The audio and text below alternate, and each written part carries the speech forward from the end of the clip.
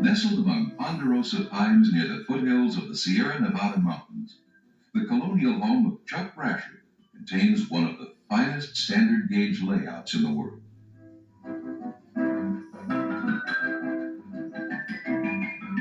Chuck, here with his wife Susie and daughter Eileen, designed the house with the train room in mind.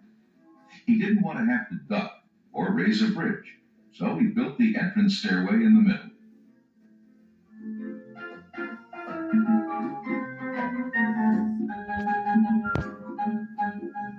The room measures 20 by 60 feet, and part of Brasher's collection is displayed on shelves at both ends.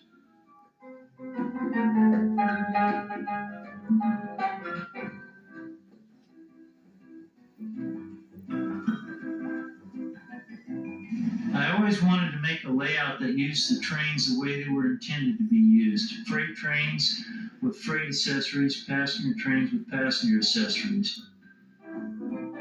The table surface, 29.5 inches high, is 1/2 inch thick sound deadening board on top of 5/8 inch plywood. Brasher likes the surface's neutral shade because it doesn't compete with his brightly colored frames. Incandescent lighting is used because fluorescents distort color. There are 550 feet of standard gauge track, 32 switches, 3 loops, 17 sidings, and 7 crossovers. 7 Lionel Type Z 250-watt transformers provide the power. All the wiring is color-coded with soldered joints. Chuck started collecting when Susie took his pre-war American Flyer O-gauge set to be repaired. Some parts were supplied by Ron Wade. Wade, who became Brasher's good friend, had a Lionel standard gauge collection. When Chuck saw all those trains on display, he was hooked. That was 1966. From the beginning, Brasher wanted more than just to accumulate trains. He wanted to operate them. The fact that he had no layout didn't stop him. I even used to nail my track down to my apartment floor right through the carpet.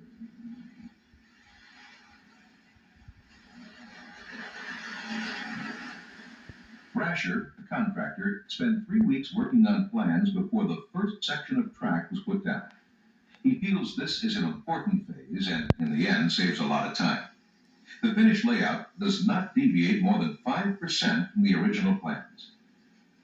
I took each accessory I was going to use on the layout and measured it height, width, length, and then I decided a track plan that would accommodate all the accessories and get the most switches and track in the space I had. Chuck's favorite era is classic standard gauge, and he has just about every major standard gauge set and accessory made by American Flyer, Ives,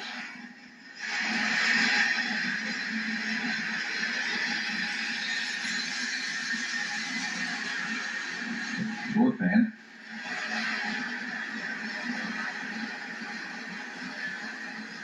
and Lionel between 1920 and 1940.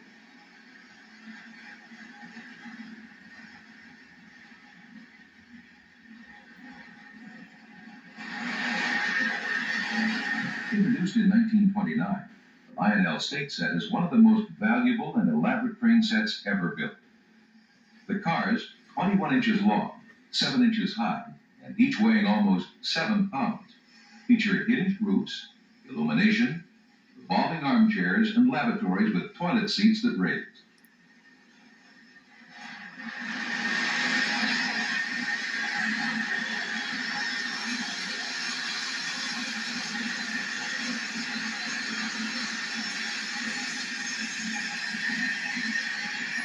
Each of the cars is named after a state.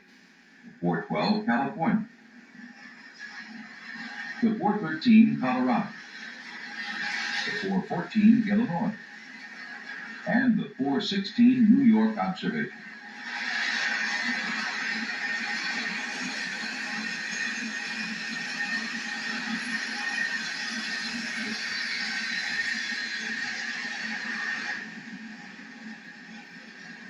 Another handsome train was Lionel's Blue Comet, named after the Jersey Central's fancy weekend excursion train to Atlantic City. It was first cataloged in 1930. The two-tone blue cars featured everything the Lionel State cars featured, but they were a little shorter.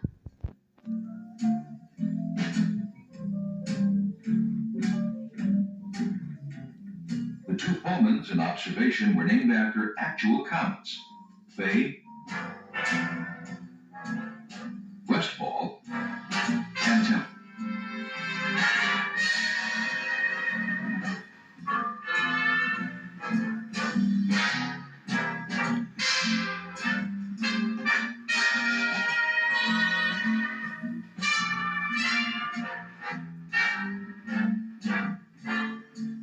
Ives, whose dedication to quality was so great that they went bankrupt rather than compromise their standards, is the sentimental favorite among standard gauge collectors.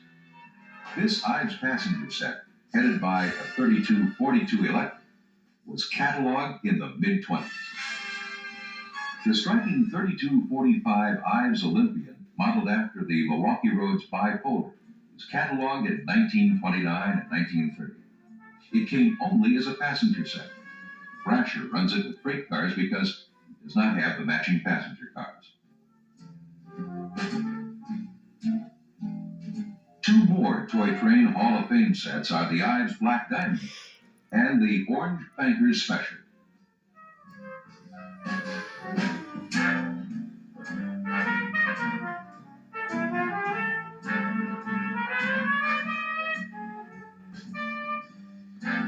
Ives started making trains compatible to Lionel's standard gauge in 1921. Their line of freight cars was both realistic and charming. Much of the trim was soldered on by hand. One of the rarest Ives freight cars ever made is the Harmony Creamery car. About 200 were made in 1922 for the Harmony Dairy of Harmony, Pennsylvania. In 1928, Ives, financially troubled, was taken over by American Flyer and Lionel. During the next 2 years, Ives freight cars would be made from both Lionel and American Flyer parts. Called transition cars, they are eagerly sought by collectors.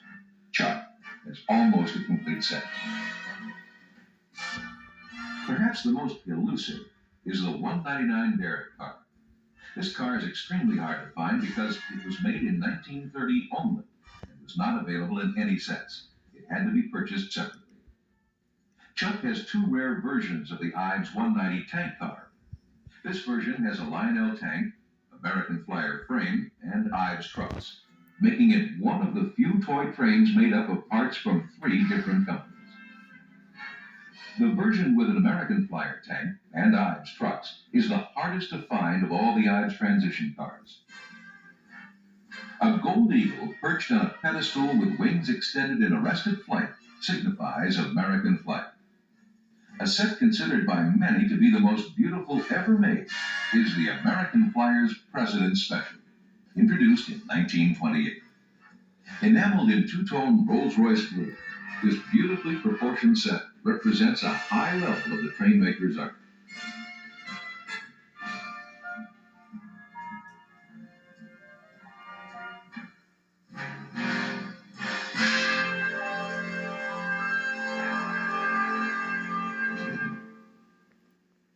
Chuck feels his best-running engines are American Flyer, smoother and more powerful than either Lionel or Ives.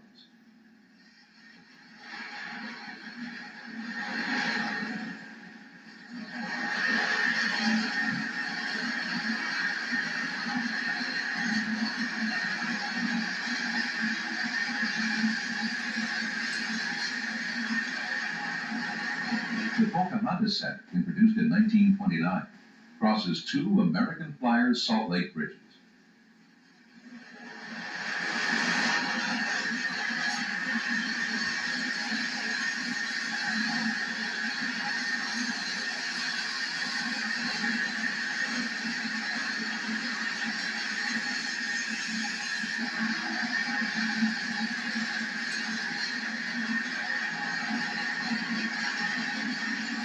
Brasher knew he would one day build a fine layout, so accessories have always been important to him. He has many rare and unusual ones. Lionel's 921 Scenic Park, made in 1932 and 1933 only, came in 3 sections. The center section is hardest to find.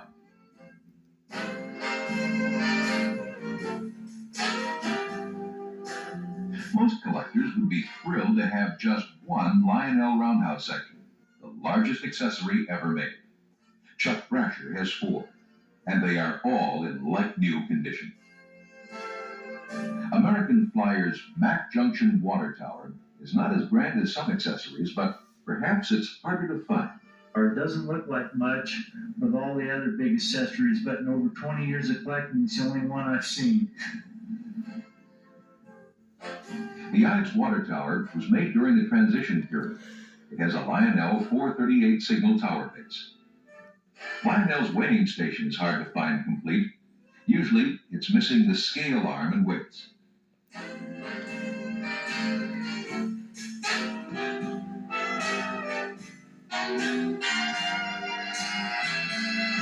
The Hellgate Bridge, modeled after the bridge which spans the East River in New York, was made in 2 color schemes. It was first made in green and cream, and later in silver and red. The Ives Double Station, a collecting masterpiece, was made with both colored and plain glass. Brasher has the later, plain glass version.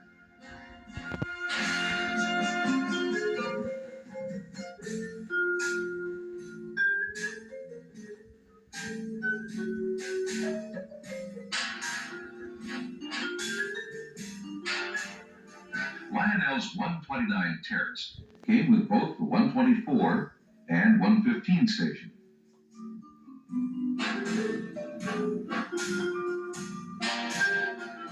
The seldom-seen door fan frame, made in 1930 only, consists of mostly die-cast parts.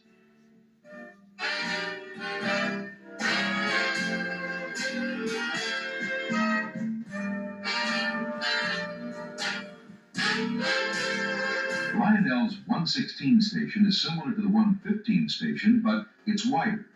It's also much harder to find.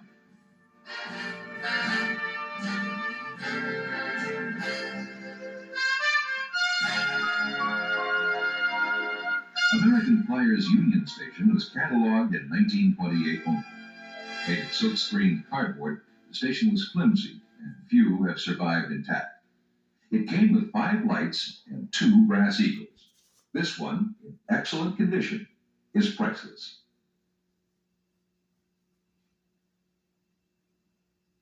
A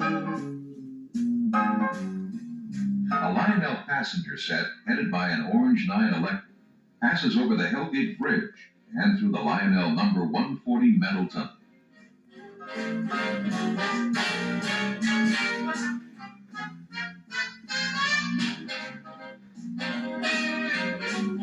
Chuck Brasher's layout features just about every standard gauge train and accessory Lionel, Ives, and American Flyer ever made. Chuck is always thinking of ways to improve his layout. He'd like to have more siding so he could store more trains on the layout, and more elevated areas to better display his bridges. But all in all, Chuck Brasher's layout is an outstanding accomplishment. A working environment for some of the most valuable and rare items in train collecting.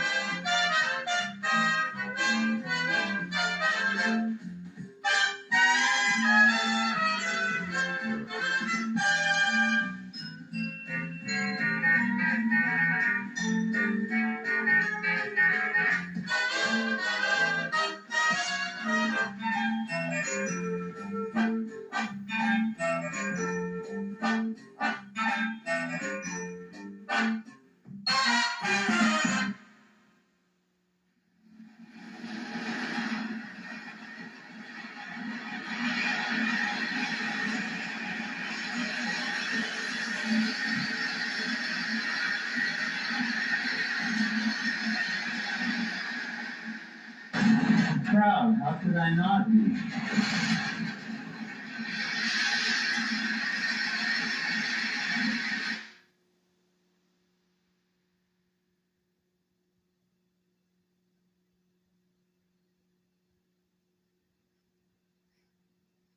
When I was a kid, I had American Flyer trains, but all my friends had Lionel. And it sort of upset me because I always felt that Lionel trains were better. And of course, I decided that maybe one day in life I'd go out and I'd buy all the Lionel trains that I really wanted.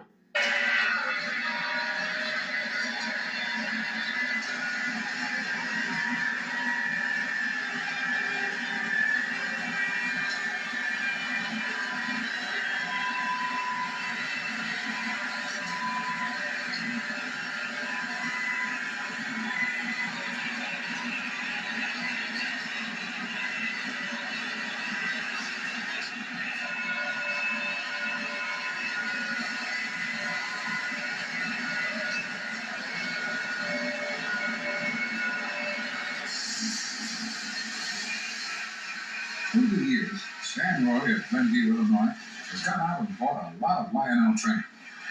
He runs them, too.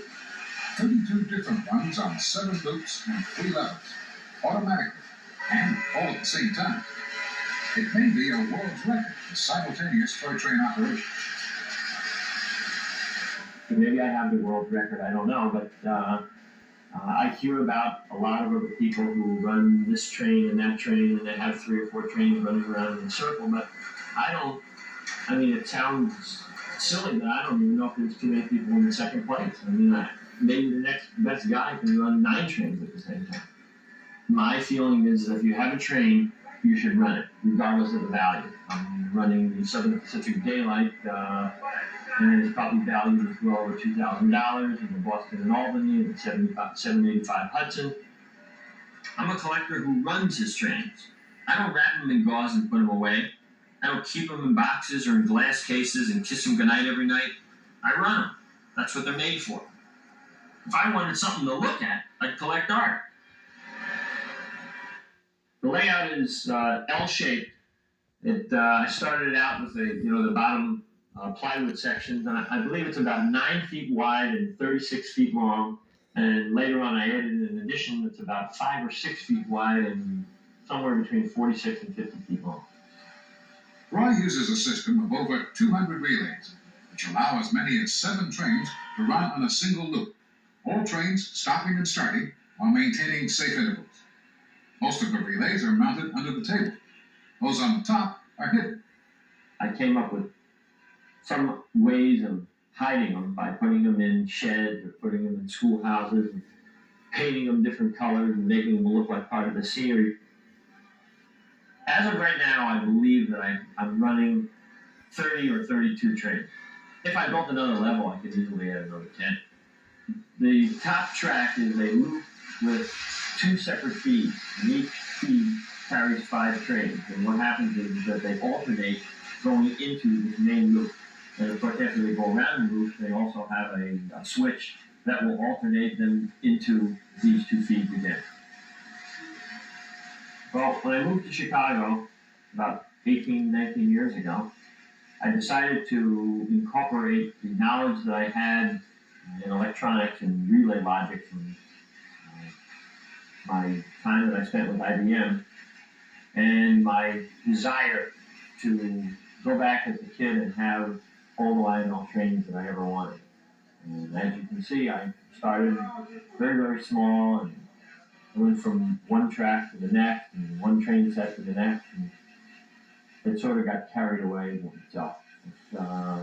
I'm very, very happy that I was able to accomplish this, and sort of proud that I can run 27 to 30 trains simultaneously, which I don't think too many other people can. I had a layout once before in my first home. It was sort of upsetting to my wife because we didn't have any furniture, but I decided to take some 4x8 tables and put them in the living room instead of a table. And I guess that was my first real layout, but of course, when I decided to move to this house, I specifically decided to have a very, very big basement in anticipation of having a large train layout.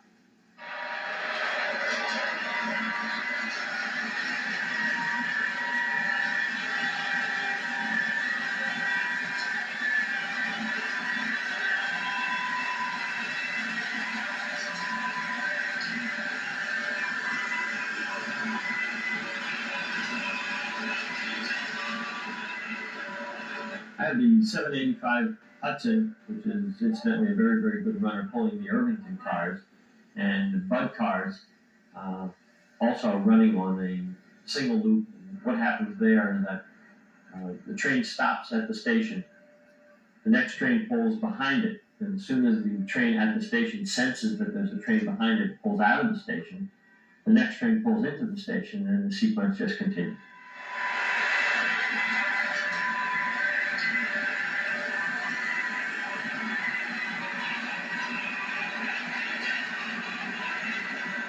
What I would try to attempt to do also is to make it very, very interesting for the watcher.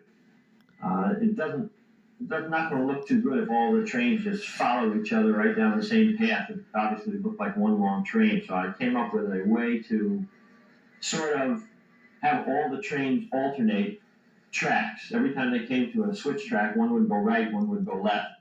And in essence, if you have 6 or 8 trains on the lower level, which I have, they look like they're always interspersed, stopping and starting for each other at somewhere between, I think I have something like 20 pair of both 22 switches and probably 13 or 14 cross tracks. Got a very interesting story. My next door neighbor, who has lived across the street for about 4 or 5 years, happened to see me outside about 2 weeks ago. And he comes running over and he says, "My God, I never knew you were so famous." And I said, "Well, what are you talking about?" He said, "Well, I was out to dinner with some guy the other night, and he was talking about some kind of Lionel trains, and he pulled out this book, The Great Toy Train Layouts, and he was showing me this layout about a fellow who lives in Glenview, and he asked me if, I knew the guy, and he says, 'What are you talking about?' He says, 'He lives across the street from me.' And he says, 'Come on, I don't believe it. You don't really know this guy, do you?" And the guy says, "Of course I do." He says, "I'll just, we'll go over there and we'll take a look at his train."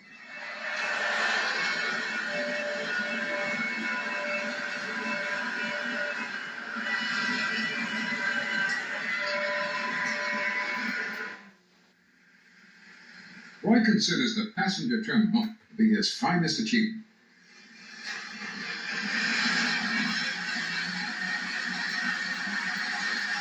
Seven passenger trains running, all feeding into one station. One train slows down as it comes into the station, and as it comes to a stop, it automatically starts another train that pulls out, and they keep it going around in a very, very big loop. In fact, I made it a little bit more intricate because I decided to take a steam train and have it come through the station, change whistles from the diesel whistle to a steam whistle, and just come right through the station and keep going. With all my experience in electronics, I still was spending night and day down here trying to come up with some really, really fancy circuits and trying to get these trains to automatically stop and slow down and whatever. In fact, I even had to go to my partner and some of the technicians that worked for me to come up with some fancy capacitor resistor networks so that we could get these trains to work properly. In fact, the circuits got so intricate and I spent so much time on it, and the technicians at work were spending so much time, that my partner finally decided to put a sign up on our lab door that said Lionel Research Department.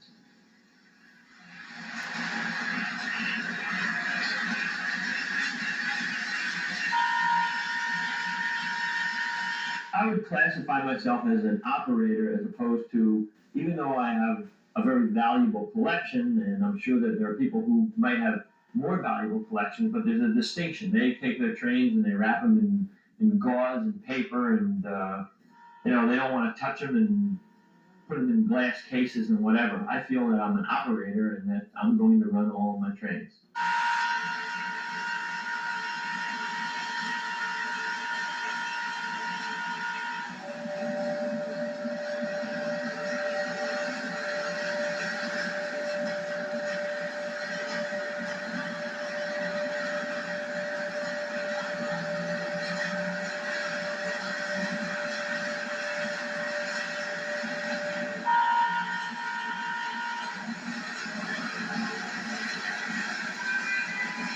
Roy's layout is dotted with just about every post-war accessory Lionel made.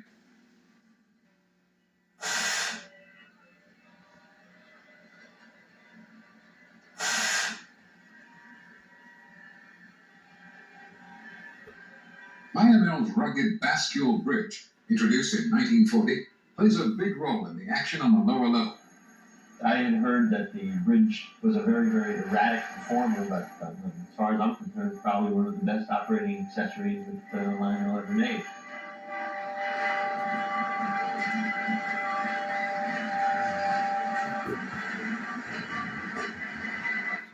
In my estimation, the best accessory ever made is the forklift platform. It's the only accessory that seems to run 99% of the time.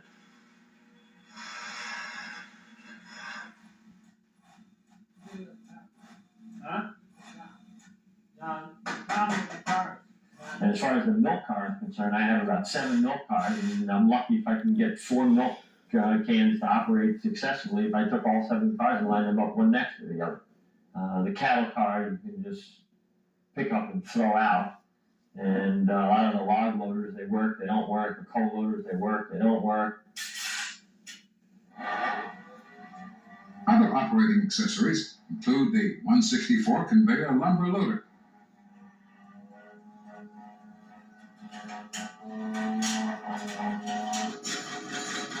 The 397 diesel coal loader.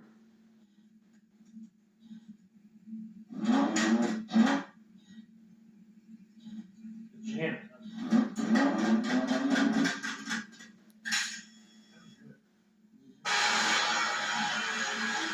97 coal loader.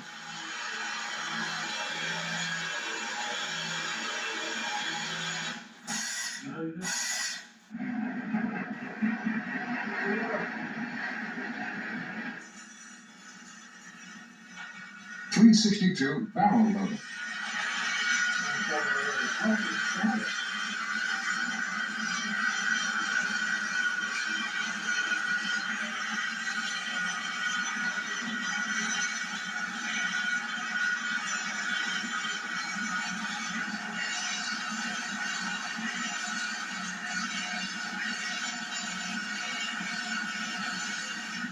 145 automatic gate man,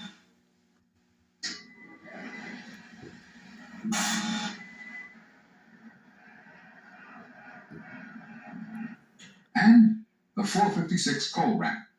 All these were made by Lionel in the 50s.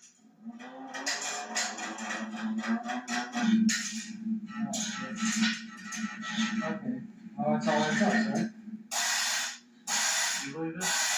Accessories made in the 80s by the new Lionel include the 2324 switch tower, 2300 operating oil drum motor,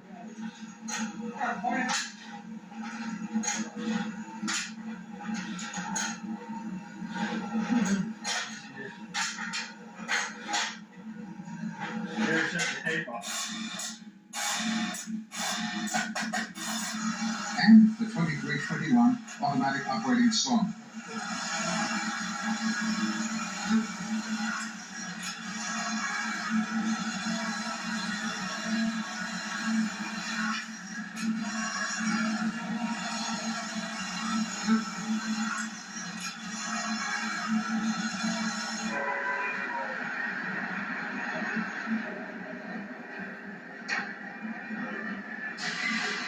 Roy has rewired the 153 automatic highway signal so the lights blink like real signals.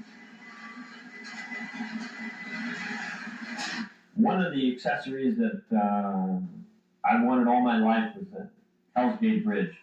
And of course, when TV productions came out with the bridge, I was just naturally as happy as can be. I think it's just such a gorgeous looking bridge. And then I followed it afterwards, and I bought one of the passenger stations, and of course then I bought the power station.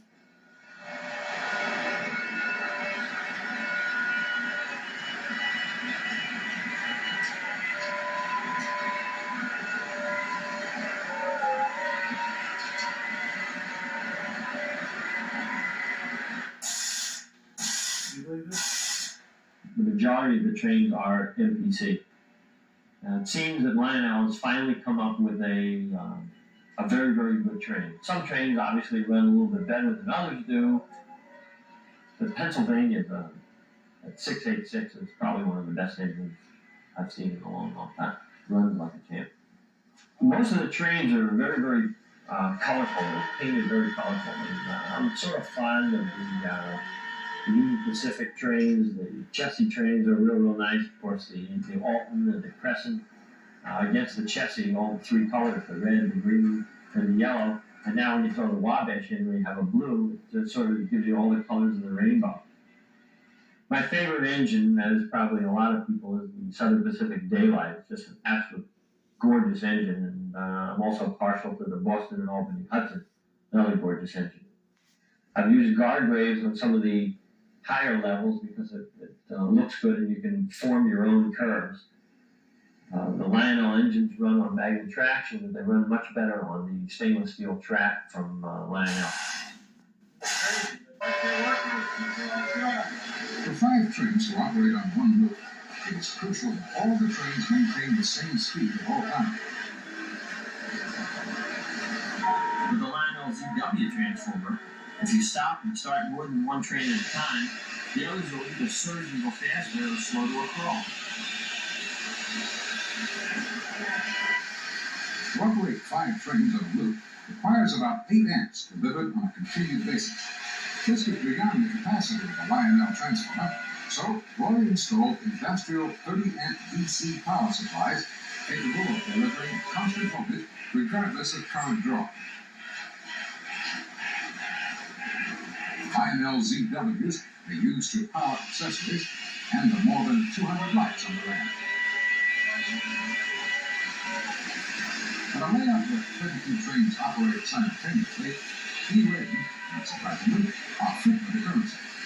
The operator must be alert and ever vigilant.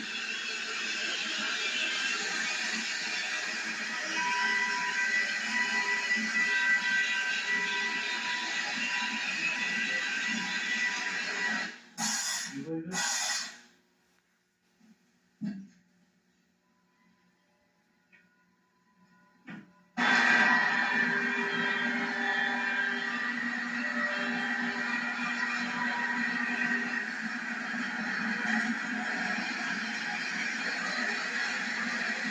tracks are very, very close together. So if one wheel falls off, the train derails, it sort of like hangs over onto the next rail, and then another train comes by at 50 miles an hour and just smashes into it, and the next thing you know, they have an unbelievable collision, and they're starting to fall down all over the place. So,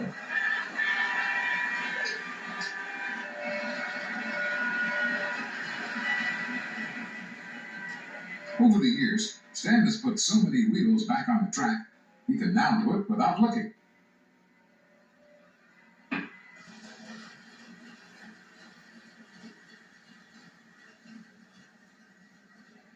one of the complaints that people have about Lionel trains, or what they call toy trains, is the fact that nothing is to scale. The trains are bigger than the houses, the people in some cases are bigger than the trains, and it's sort of comical.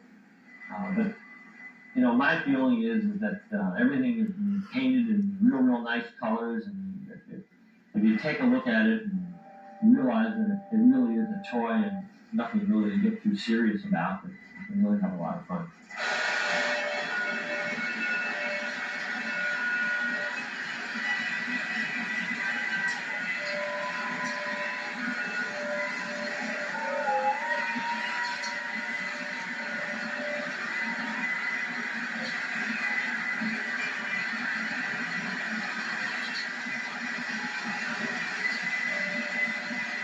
A few years ago, Lionel started coming out with really nice looking trains, and in order to keep up with the just what they were selling, you almost had to go out and buy 7 or 8 new complete train sets every year. And I'm telling you, I was really scratching my head trying to figure out how I was going to continually build another level of another level so that I can continually run more and more trains. I mean, it's to the point now where I almost hope that they don't come out with any more trains, because I'm going to be forced to either buy a new house or get a bigger basement or build a 4th level on my layout, which I don't know if there's enough time left to do something like that. When I first started out, obviously with this goal in mind to run more trains or be in the Guinness Book of World Records, I used to get into discussions with people. I travel a lot, and I'm stopping to a lot of, very seldom leave a town without going into the local hobby shop. And people are always talking about they have this train and they have that train, and they're kissing them goodnight or whatever. And when I start to get into some kind of a conversation with them and tell them that I have a very large layout and I'm running a lot of different trains simultaneously, and you know, I feel like I'm an operator and not a collector, they sort of look at me like I'm crazy. And it wasn't until the Tom McComas's book, The Great Toy Train Layouts, came out that people actually believed that a layout like this could exist.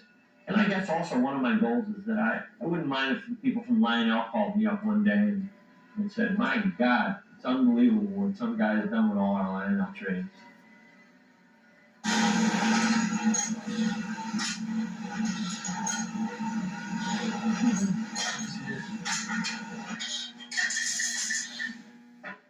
Well, one of the problems that I encountered was the contact with the train wheels themselves. And I was sort of driving myself crazy. I couldn't figure out how I could get perfect contact from the train wheels to the track. So I decided to take all the train wheels off and have them nickel plated.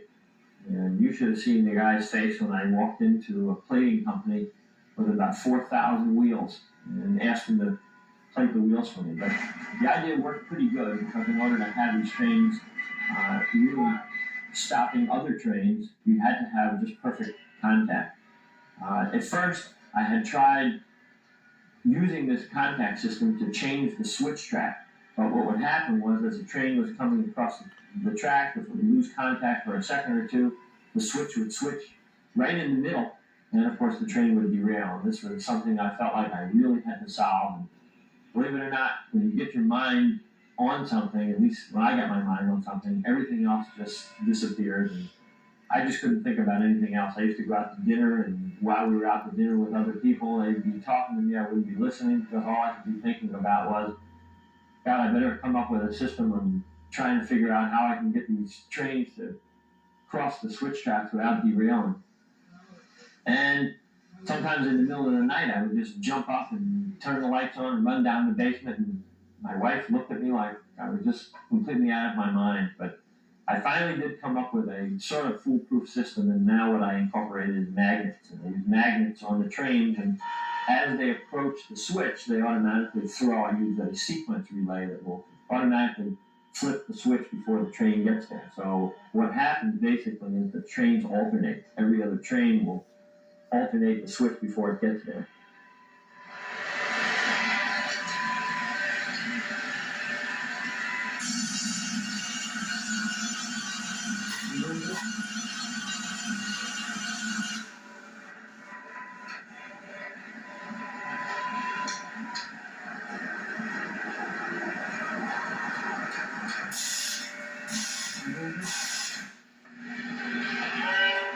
I guess my ultimate goal was to build a completely automated layout operated by relays running. I had no idea that I could run as many as 30 trains, because obviously the evolution took 10 years to build.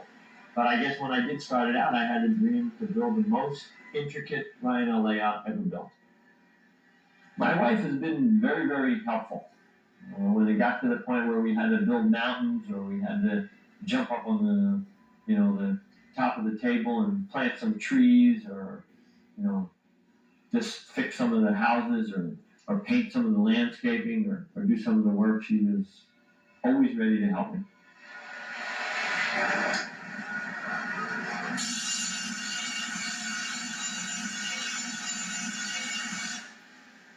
I figured that the only answer for me is either to buy the Lionel Corporation or hope they go out of business, so I won't have to buy any more trains, and I won't have to add any more levels, and I won't have to get any more crazier than I am.